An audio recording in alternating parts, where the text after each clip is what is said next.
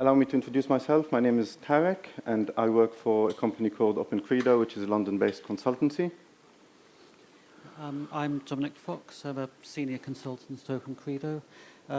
Hello again if you were here on Wednesday night. I know at least one of you was.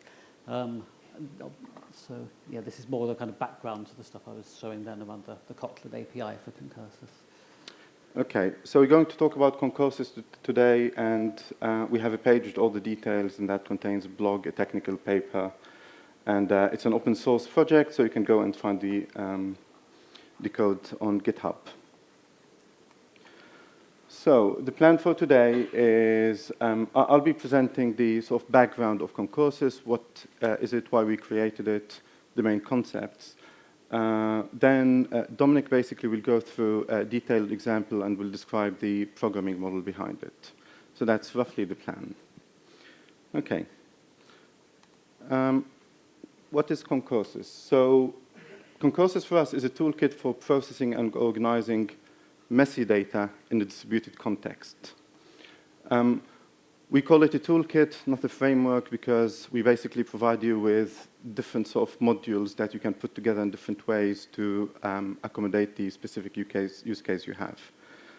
So I'll go through that in a bit. The question is why we created Concursus. Obviously, yes, we wanted to create something new, but just to give you a bit of a background about what we do, it's not a plug, it's just to give you the context of Concursus. So we work on different projects with different sort of organizations, traditional large organizations, but also smaller startups. And we've basically independently on different projects, Dominic and I made some observations about the type of applications we are building these days. Obviously, you're aware of all the trend behind microservices and that people are trying to do a lot of real-time analytics and so on. The problem with that is we come from a development background, and the abstractions given to developers are a bit too simplistic to build these sort of distributed, high-volume, scalable applications. There are tools, so there are all the stream processing tools and so on, but the tools tend to be very complex, and they're very unfamiliar for someone coming from a more traditional sort of development background. So we found this gap between the two. Because we're very pragmatic and try to focus on working solutions, we started thinking about how to make this work. Again, it's not a description of some sort of waterfall process, it's just a rough timeline of how we approached the problem. So we went into a phase where we basically tried to put ideas together. Then we had the first implementation that we have running on a project. Then from what we learned, we created an open source implementation, and we also wanted to share all the thinking behind what we did and why we did it. So we published a technical report and a number of blogs to explain more the technical details behind Concursus. The main abstraction, the core abstraction in Concursus is event sourcing. Who's familiar with event sourcing? Cool, okay. So this is the definition from Martin Fowler's website. Basically, it's a way where the changes to the applications are stored as a sequence of events, as opposed to a more traditional way where you have state and then you go and mutate the state directly. Okay? So the approach has been around, and I think what we noticed is that this approach now is really meaningful and useful for the new type of applications we're trying to handle. So, okay. Let me tell you about these sort of problems we need to handle these days. So again, a good analogy for the moment is think of an application in the Internet of Things domain. It doesn't need to be the Internet of Things, but it's a nice analogy where you can understand that there's a high number of participants and there are a lot of events naturally to the system. And just having a three-tiered web application will not do the job, basically, to handle the complexity. So obviously, assuming that, the first thing you need to do in the application is to process reliably a high volume of events. This is the first thing you need to do. Okay? The other thing is, basically, the events, this is the bit about the messy data, they come from the real world. So the events can be out of order, They can never arrive, they can be delayed, they can arrive twice, and so on. So these things we cannot ignore. And if we try to ignore these things, it will result in an application that does not perform or in a very complex programming model. So the other thing, obviously you can say, okay, let's use a stream processing application then, or approach to do that. For example, Flink or Storm and something like that. We do use these tools. But in many cases, we're not looking for a real-time analytics use case. What we're trying to do is to build meaningful domain models you can build business logic on and reason about. And these tools, in general, tend to have a lower-level abstraction, basically, and be easier to use with a sort of real-time analytics context. So the last problem we have is flexibility. So in this sort of application, there's an assumption that you collect all the data, and there might be a number of business use cases you want to implement. However, often there are other things you might need to do in the future, and you want to be able to do these without basically refactoring or reworking the whole model. So this is part of the idea we have. Okay. So I'll go more in detail now about these things. So this is more like the philosophical part behind why we built Concursus. So to go more in detail in these tendencies, we notice mainly three things. There's a tendency to move from an Internet of Users to an Internet of Things paradigm. There's what we call the tendency to move from a presence-based programming model or computation model to presence. I'll explain that. And obviously, we're probably all familiar with microservices and the move from monoliths to microservices. So I mentioned that if you just basically follow a more traditional approach, you get a number of problems. So let me just go more in detail about these. So the Internet of Users is your traditional model where you have a number of users, they interact in a request-response fashion with the system, and they might have some state that is maintained between the different transactions. Think of your shopping trolley, for example. That is a very common use case. Now, this is fine. The problem is that if you look at more Internet of Things type applications, you have a shift in the paradigm. So what that means is that you have a much higher number of participants. They tend to be more independent, and you have a higher level or an extreme level of decoupling between the users and between each other and the system. And typically, you don't have this idea of a state you're trying to preserve between two sort of, when you're executing a business transaction. So that is one main difference. And the other thing is that the Internet of Users assume a very synchronous interaction model, whereas the Internet of Things is more about asynchronous computation and doing things downstream in the background and so on. As I said, you don't need to be building an Internet of Things type of application to benefit from Concursus, but it's a nice way of sort of imagining it and thinking about it. So, and we think the existing models do not accommodate the Internet of Things paradigm. Okay. So the other tendency is the movement from presence to presence. Okay. If I say presence, this is a page from a dictionary, obviously. There are two aspects to presence. There's the fact of being present in a physical location, like in this room, and there's the idea of being present at the same time. So having a presence now, it means all of us here being in the same place at the same time. So this is what we call a model of presence, okay? If you're building a system and you're working with one database, a relational database, with a global model where you have distributed transactions and global constraints, this is what we call a model of presence, because you're assuming that the whole truth is in one place, and you can suspend the system, change it, mutate the data, and transition it from one global state to another. Okay? So the relational database is one example, but also if you're using distributed locks, it's the same thing. You're trying to do the same thing. So you're trying to have this fiction that the time can be suspended, you can make everything all right, and then resume the time. Now, this has a couple of problems. One is that this doesn't really perform. It's probably well-known sort of fact now.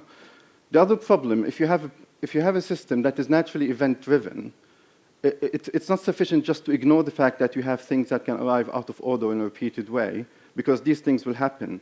So you end up having a very complex business logic to compensate for these things happening. So this is what we call operating under a model of presence, and we think it doesn't fit. So funnily enough, there's another definition about the impressive manner or appearance of person. This is totally unrelated to the two of us here in this room. Okay.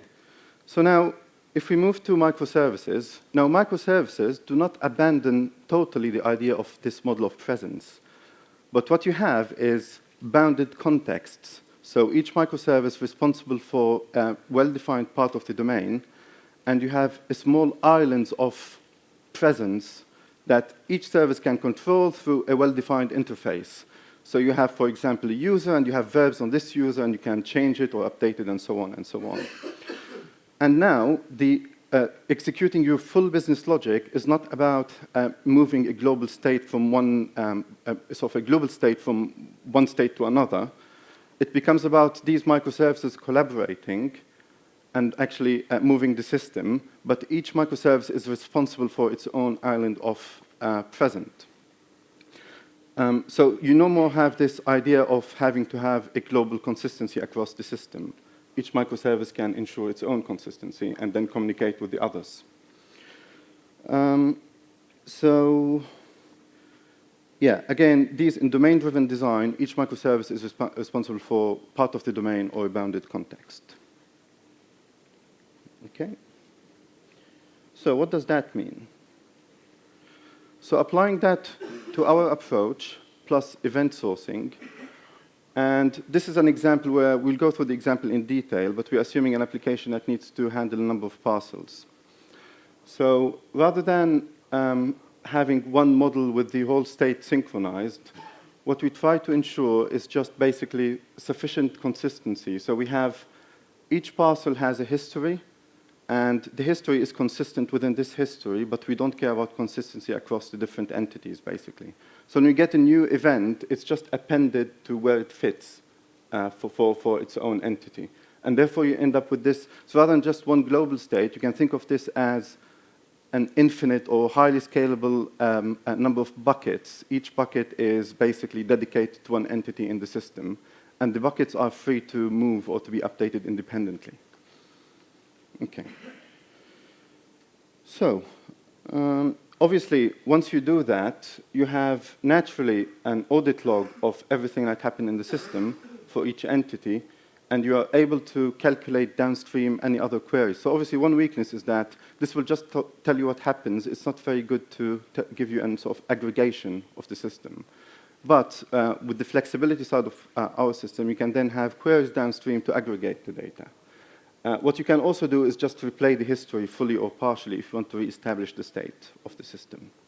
So this is what we call write first, reason later. The first thing you need to do is capture the data. The data need to be organized in a sufficient way to allow you to do what you want to do later downstream. And in a sufficient way, organized means just partial ordering, basically, which is sufficient here. Again, if you contrast that to the global presence model, this might be the equivalent in some sort of relational schema where you have a very big complex model with global constraints. The problem is that whenever you get any update to the system, you have to ensure that everything is fine and still consistent. So you need to do all your validation and updates in one go, which restricts, as I said, performance, but also can be very complex because this assumes slightly more orderly work than the ones that we typically work with. Okay, so before going to the example, so I mentioned now I'd like to go into details of these problems that you need to handle. So what does Concursus try to do for you? The first problem we have is handling the events. And as I said, the first thing to deal with is how the events are delivered to the system. And the events can be delivered out of order, in a repeated way, delayed, or totally missed. Okay? Additionally, some events have a special meaning. Some events might indicate the start of a sequence. Some other events might indicate that the sequence of events are now finished.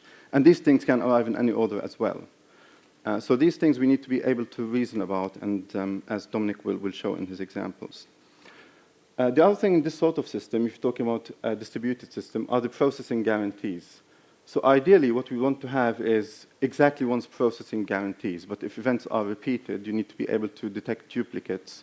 And this can happen by a number of ways. So, but you need to have clear processing guarantees and ideally exactly once processing guarantees.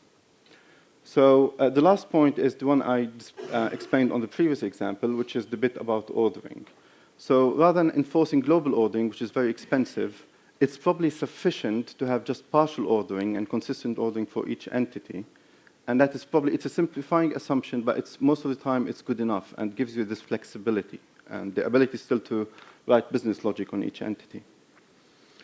Okay, so the next point is about the types of data we process. Okay, we have a very modular system, and we're trying to allow you to use the sort of new technologies like Kafka, but at the same time to have a microservices architecture, and to give you the possibility when you want to choose your own technology. So in the system, we noticed that there are 3 types of data we get. Okay, and we try to find the technology that works with each type of these. So the first type is what we call the durable sort of processing. So in your system, when the data arrives, what you need is a sort of buffer to put the data to, so that it's persistent sufficiently, so that you can acknowledge the transaction or the operation to the client, and then you can do all your things downstream, or you are able to redo these things if there's a partial failure. So obviously something now like Kafka works very well here. And this is basically the what's happening now in the system zone. There's another type of state that is needed, which is the persistent state. So a place where you have a permanent record of everything that happened. So the place where you store the buckets I showed a bit earlier. So this is typically referred to as the event store, if you want, basically. The fact that we have actually durable and persistent state, and we distinguish between the two, is quite interesting because it gives us a choice. We can say that if the data has been durably sort of saved by the system, then we can update the persistent state later. It gives us options about what to do and when in terms of scalability. So all that is nice, but then there's another type, which is the transient state. So there are a number of operations where it's not good enough to have eventual consistency, for example, where you want a fast and consistent state. I can give you a couple of examples. Caching is one, is a very obvious one. You might want some sort of cache of a transformed form of the data that you can serve very quickly in a query. But there's another one, which is idempotency filters. So we might need to keep for specifics of duration all the IDs of events we've seen coming from the outside, so that if we have a resubmission, we can identify that and we can deduplicate the events. So this is another type of state that requires a different sort of underpinning technology to store it. So what are the building blocks? The system is mainly written in Java 8, and we have Java 8 and Kotlin APIs. Dominic was presenting the Kotlin APIs 2 days ago? Yeah, Wednesday evening. And we'll go through that. We chose Cassandra for the persistent state, so for the event store side of things. We'll go into technical details in a bit. Kafka naturally provides the durable state bit, so this sort of log that is durable enough for anything to be fully processed in the system. It's not a database, but it's durable enough. And then something like Hazelcast for the transient state. So think of, for example, a distributed map across the system where we have the list of events we've seen the last minute so that we can deduplicate if we have a resubmission. Now, this is our recommended stack, but as I said, we built Concursus so that you can use it in different contexts.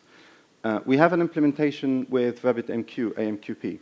Now, it's interesting because if you have AMQP, then AMQP is not Kafka, so it doesn't provide the full durable state support. So in this case, to be able to achieve that and maintain the semantics, you might want to use AMQP to write into Cassandra to achieve that, which is also an example you're going to go through. So this is why we call it a toolkit, not a framework. We're not providing interfaces with implementation for every popular technology under the sun and that we can choose randomly. We're trying to preserve some semantics across the system, but we realize that not everyone is able to adopt the latest and greatest now, or that people have different preferences. So there's a lot of work that has gone into clarifying what that means at the system level in terms of the semantics you'd want to have. All of that with what we consider a very simple, actually, programming model that we'll go through. Okay, so just some sources of inspiration, because I'm sure you're familiar with a number of these ideas. And I think part of the work we did is just to bring these ideas together in a coherent way. So some sources of inspiration have been the stream processing frameworks, such as Apache Storm and Spark. The Google papers, for example, the idea that enforce some metadata in each message, not keep it free-form. The distinction between event time and processing time, the idea of watermarks as well. And other sources of inspiration, domain-driven design, obviously, and functional programming. I added that because there has been attempts to do things that are similar to Concursus, but we didn't like the programming model because it was very clunky and relied on the POJO abstraction. Whereas we tried to keep this more sort of fluid abstraction that we'll go through using interfaces and so on. Okay, so in summary, Concursus is event sourcing, and it's the core abstraction. We are opinionated about that bit. But then you have a number of modules that you can add to make the system more usable and useful according to your context. So, for example, we can use Kafka Streams for the stream processing bit. Spring Boot, we have integration with Spring to allow you to basically write microservices that use Concursus directly. And integration with the Cassandra backend, we have Redis as well, and so on. So Dominic will go now into the example. Okay, so I'll wander around to here. So we've got a kind of very simplified example, simplified domain, which is tracking parcel delivery. And we've got 4 kinds of things that can happen to a parcel. It can arrive at a depot somewhere. From that depot, it can get loaded onto a truck. That truck can either successfully deliver it to some final location, or if delivery fails, there's no one there to receive it, it might wind up back at a depot, and then we might repeat the attempt to deliver it. And in this model, we have no idea what happens if you repeatedly fail to deliver it. We just assume that we cycle round and round. So fundamentally, you have your package, your thing to which events happen, and you have a stream of events that happen to it. And we have the metadata is kind of divided into 2 pieces. First of all, each item to which events can occur, which we call an aggregate, borrowing from domain-driven design terminology, has a type and a globally unique ID, and that allows us to identify it within the system as a whole. This is the thing to which these events are happening.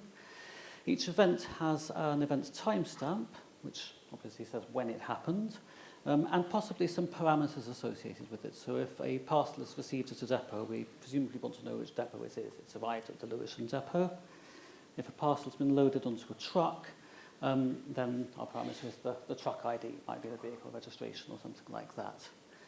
So we have a sequence of timestamped events associated with a uniquely identified aggregate.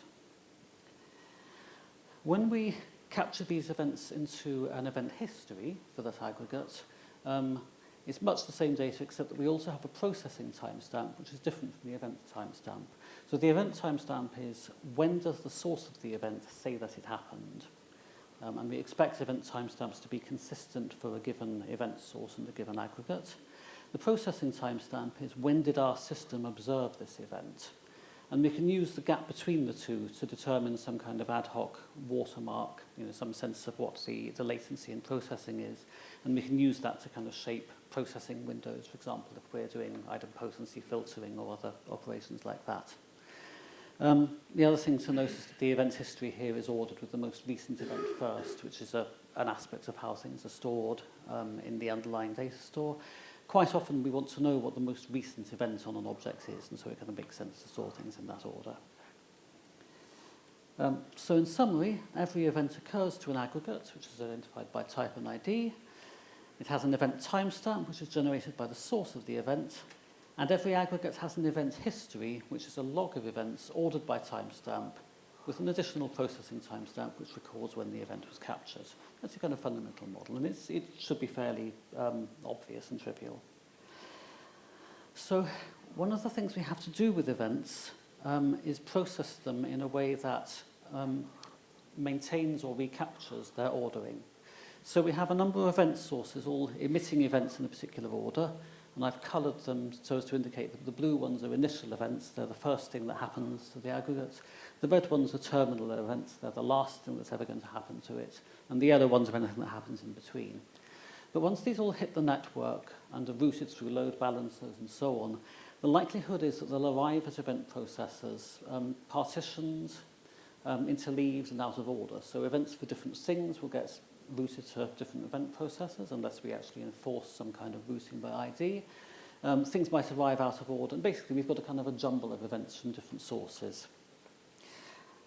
And our task basically is to reorder those back into event histories organized by aggregate ID and in the right order.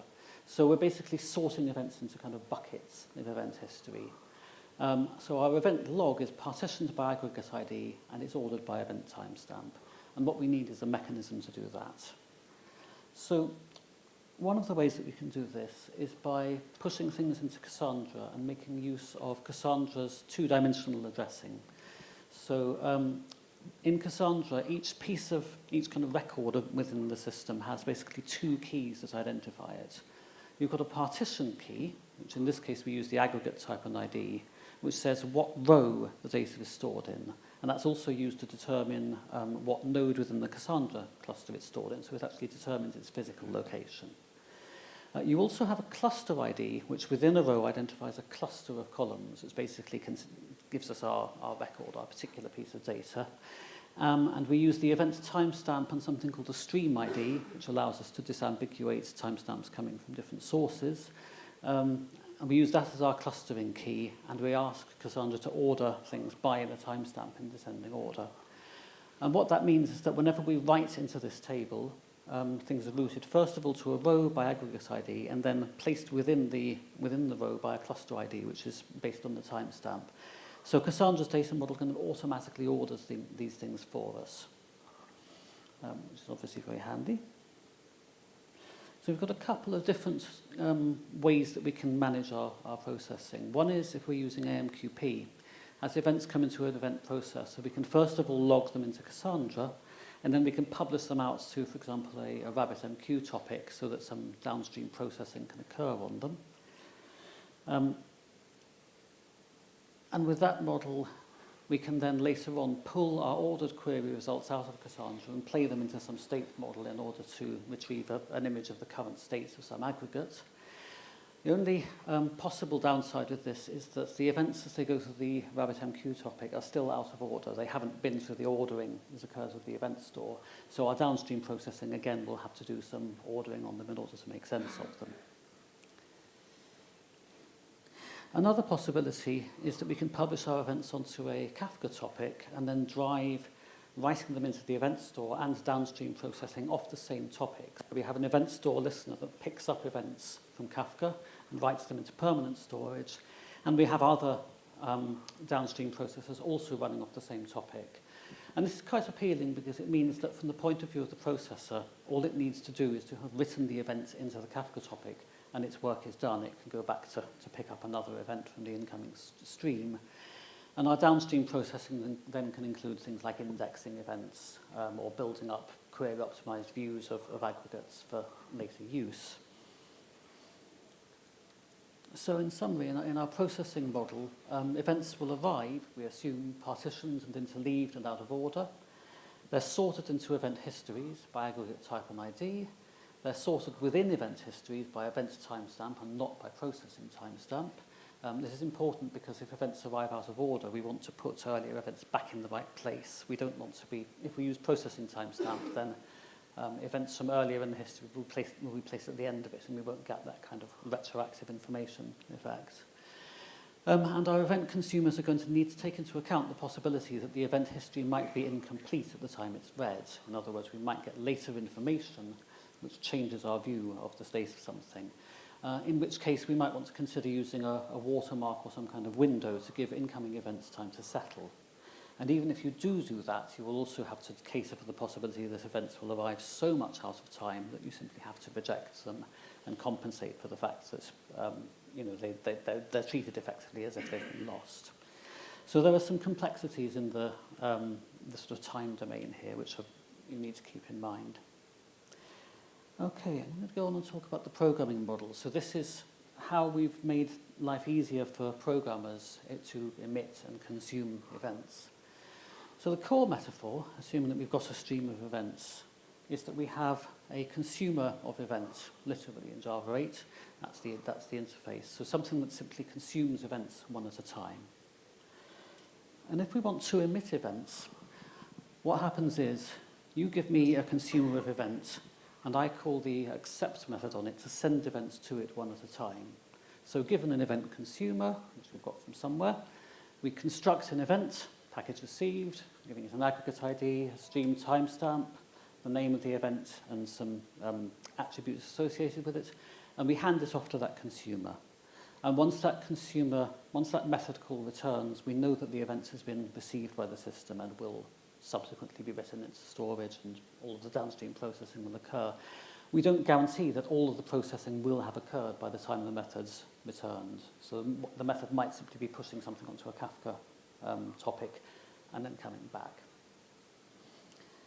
If you want to handle events, it's much the same. We implement consumer of events and we handle events that are sent to us. So here we've got a very simple one which takes an event, we're assuming it's a package received event, and just prints something out to the console.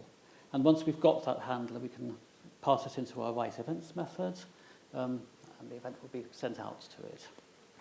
So that's the kind of the underlying or kind of lower level model for how we do it. At a slightly higher level, we've got a mapping within Java 8 where we map the entire events protocol for an aggregate, so the complete set of events that can occur to it, using a single interface.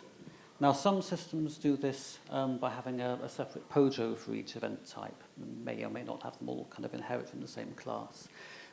I have a visceral dislike of POJOs as value types, and I quite like being able to define the entire protocol for an aggregate in a single interface like this. So we have an annotation that tells us what type of aggregate the interface handles events for, and then a single method for each event type. And by convention, unless you override it with an annotation, the name of the method is the name of the event. The first two parameters are always the timestamp and the aggregate ID, and any subsequent parameters are the attributes of the event. And so they are that when you make a call to one of these methods, the idea is we want to convert it into Concursus' internal representation of an event. And the way we use that is, given a plain old event consumer, we get a proxy. So we use event emitting proxy, and we say proxy parcel events class, which is our interface, to this event consumer. And we get back a parcel events object that we can call these methods on. And when we call these events, it creates a suitable event representing the method call that's just occurred, and it gives it to the event consumer. On the other end, if we want to handle events, again, we implement the interface and we get something to dispatch events to it by calling the methods on the interface. And in this example, I only really want to handle one type of event, so I've actually created another interface which represents just the received at depot event type, because then I can implement that with a lambda, because it's a single method interface. And what we do is we get a dispatching event out channel, which says, I know how to, when I receive an event, convert that into a method call on this interface. And we supply a handler that receives the event, and then we pass that into our handler. So we can then receive incoming method calls like that. So that's the Java 8 mapping, which we found to be very convenient for kind of, it makes life easy for programmers to understand what they're doing. The Kotlin mapping is kind of similar but different. We have a similar kind of shape, which is you've got a sort of outer context which says these are events for this aggregate, and then all of the possible events are defined within that context. But we do it using sealed classes, which are like sealed case classes in Scala.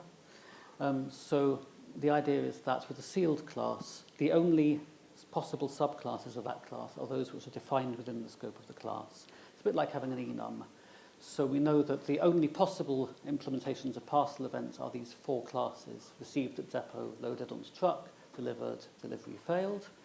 And each of those captures the attributes and the type of the event. You'll notice that we no longer include the aggregate ID or the timestamp. Those get added on later on. So if we want to dispatch some events, we have something called an event bus, and we ask it to dispatch events to a particular aggregate ID, and then we just give it the events, and just construct them using Kotlin's constructors. So received at depot, and then we tell it when it happened using the @infix operator there. And that's quite a nice little DSL for defining and emitting events. On the other side, Kotlin has a very nice mechanism for pattern matching. Again, this is similar to pattern matching in Scala against case classes. So given that we've received a parcel event, we can match on that event type using the when operator. The compiler will be able to tell whether or not we've got a complete set of matches, again, as if we were doing a switch case against an enum or something like that. So it will match against it, automatically cast the events to the type on the left-hand side, and then we can do whatever we want with it on the right-hand side.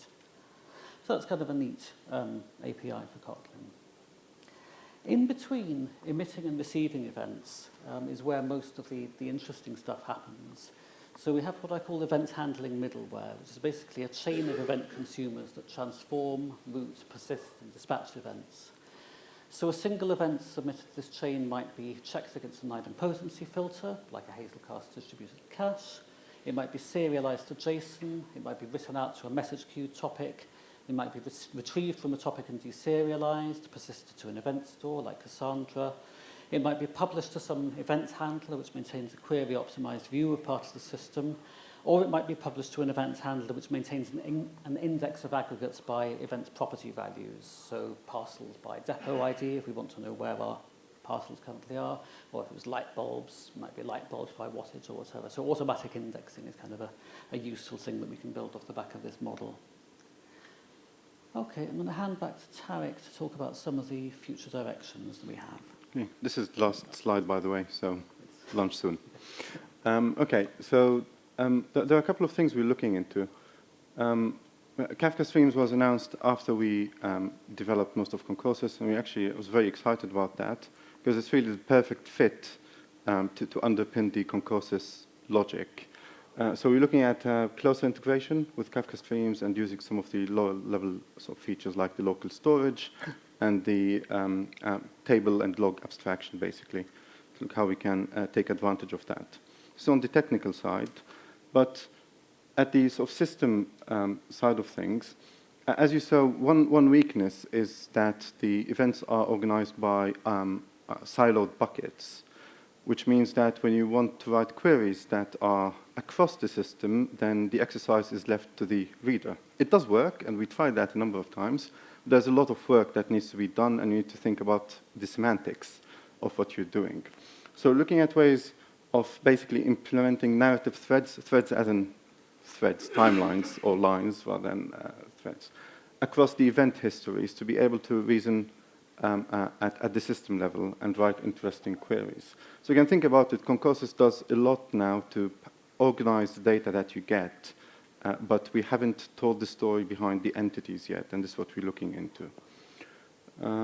So would you like Dominic to talk about the next couple of things? So generic attribute indexing, this is something I mentioned already, because each event comes with a bundle of attributes, kind of name value pairs.